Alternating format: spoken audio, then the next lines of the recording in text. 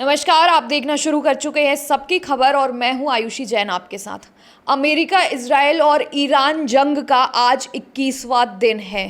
चारों तरफ त्राहिमाम मचा हुआ है, देश जल रहे हैं और इसकी आग अब हम तक पहुंचने लगी है, हम तक पहुंच रही है अलग अलग रूप में।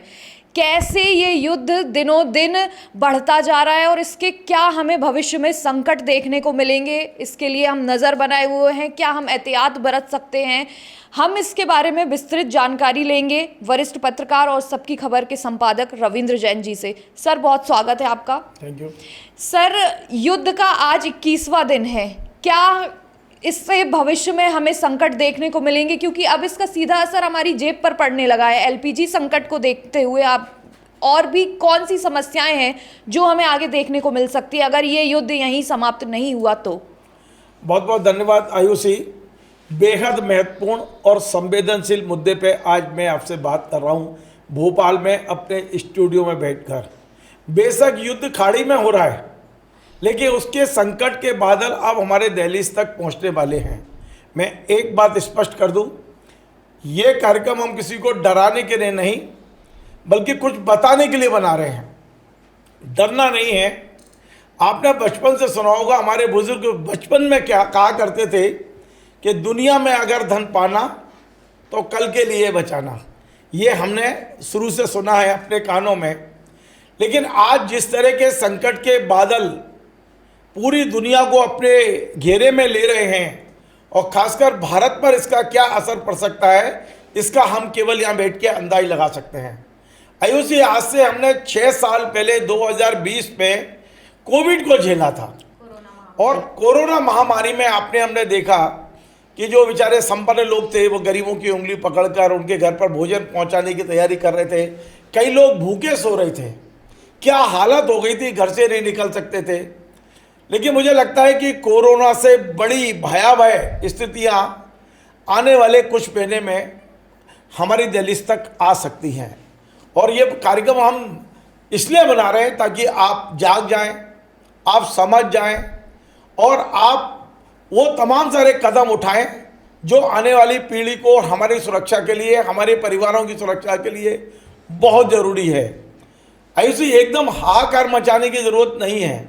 लेकिन आप देखिए कि ये युद्ध पिछले 3-4 दिन में जिस खतरनाक दौर में पहुंच गया है, मैं कह सकता हूं एक ऐसी खाई के अंदर ये युद्ध पहुंच गया है जिसमें दूसरा सिरा दिखाई नहीं दे रहा।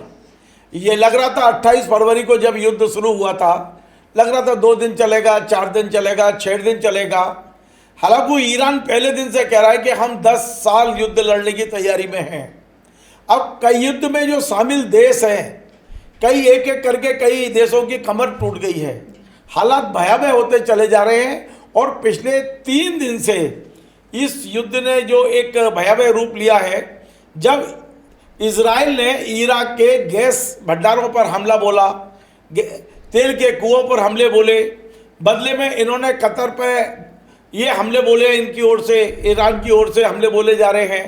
तो मुझे लगता है कि यदि हमारे ये जो संसाधन हैं, चाहे वो तेल के कुएं हैं या गैस के भंडारण हैं, इन पर यदि हमले बोले गए, मैं आपको बताऊं आयुषी, आप चौंक जाओगी।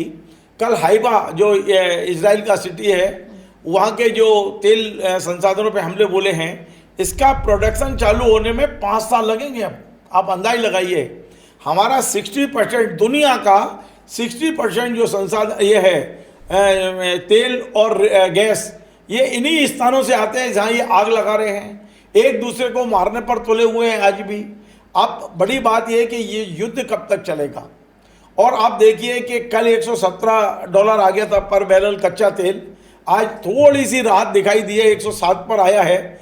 लेकिन हमारा जो रुपया है और डॉलर की अपेक्षा 93.24 पहुँच गया है, 93.24 पहुँच गया है और ये 94 के करीब करीब जा रहा हो, ये 100 के पार जाएगा, ये लगभग तय मान लेना आप।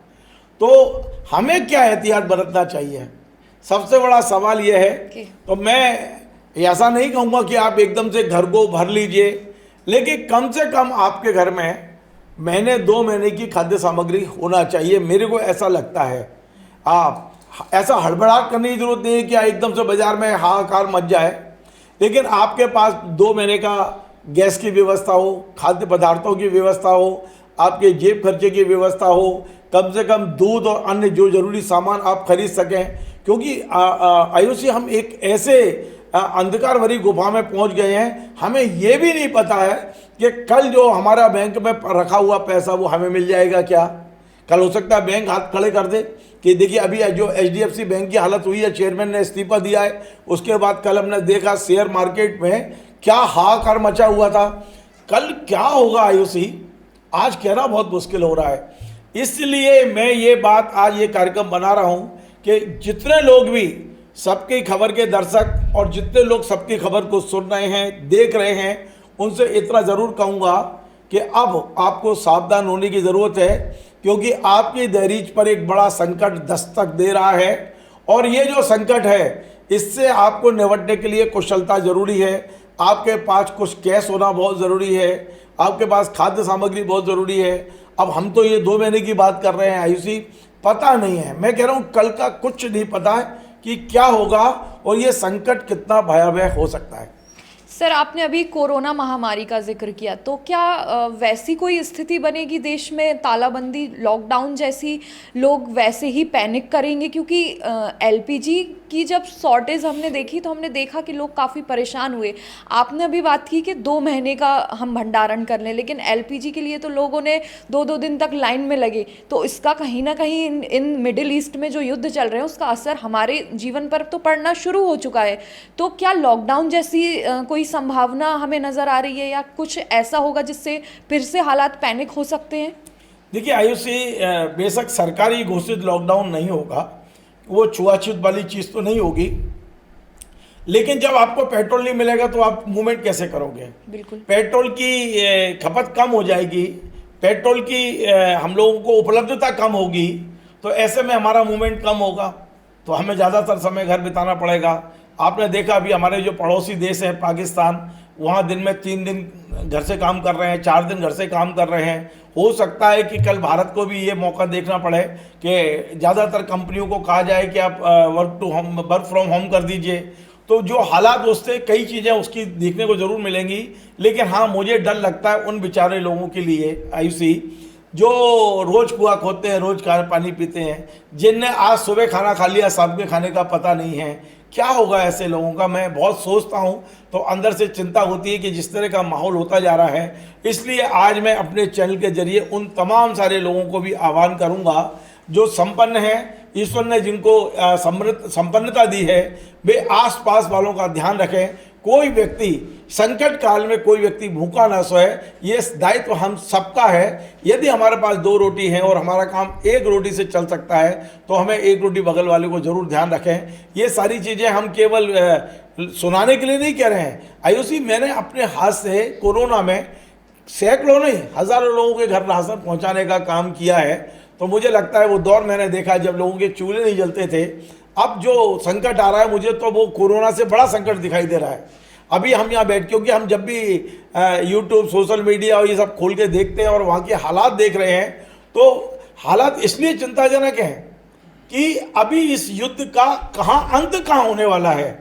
अब मुझे लगता है कि दुनिया के देशों को अब एक मंच पर जल्दी से जल्दी आना चाहिए, जितनी जल्दी हो। ये जो तबाही कर रहे हैं, एक दूसरे के तबाह करने पर उतर आए हैं, अब इस तबाही को रोकने के लिए बहुत कठोर कदम उठाने की ज़रूरत है। पूरी दुनिया एकजुट होकर इन तानाशाहों को, इन ये जो तेल के भूखे लोग हैं, जिन्होंने तेल के भंडारे ही खत्म कर दिए तेल बेचने के चक्कर में, निश्चित तौर पे अब इनकी डिबरी टाइट करने का मौका आना चाहिए। और पूरी दुनिया यदि एकजुट होगी तो हम इस युद्ध को जितनी जल्दी रुकवा सकें, वो कोशिश ज़रूर होना चाहिए आयुषी।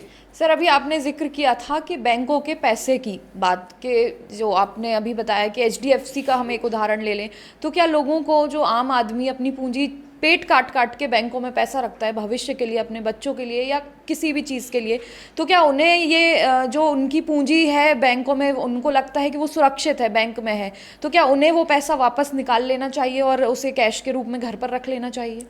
देखिए आयुषी, मैं ऐसा कोई भी यहाँ बात नहीं कहना चाहता जिससे हाहाकार मचे, लेकिन हमारी सरकार ने ऐसे नियम बना दिए हैं कि बैंक में रखी हुई राशि यदि संकट में आती है तो हम आपके कितने भी पैसे हों, मिनिमम इतने लौटाएंगे। कल मान लीजिए हमारी भारत सरकार या किसी भी देश की सरकार कौन सा नियम कल बना देगी पब्लिक के लिए पता नहीं। उन्होंने कहा यदि आपके 10 लाख रुपए बैंक में जमा है तो मैक्सिमम आप 1 लाख रुपए निकाल सकते हो, तो आपके वो 9 लाख रुपए का फायदा क्या है ये बताइए आप मुझे। हम ये संभावनाओं पे बात कर रहे हैं, इसलिए मेरा ये कहा कि हमारे बुजुर्गों ने हमें घुट्टी में पिलाया कि दुनिया में अगर धन पाना तो कल के लिए बचाना। हमें हमारे बच्चों का भविष्य दिख रहा है, परिवारों का भविष्य दिख रहा है, इसलिए मैं ये बात कह रहा हूँ 2 महीने 3 महीने 4 महीने की कुछ ऐसी व्यवस्थाएं करिए ताकि हालात सामान होने तक कम से कम अपने बच्चों को दूध पिला सकें और उन्हें कम से कम भोजन करा सकें। बिल्कुल सर।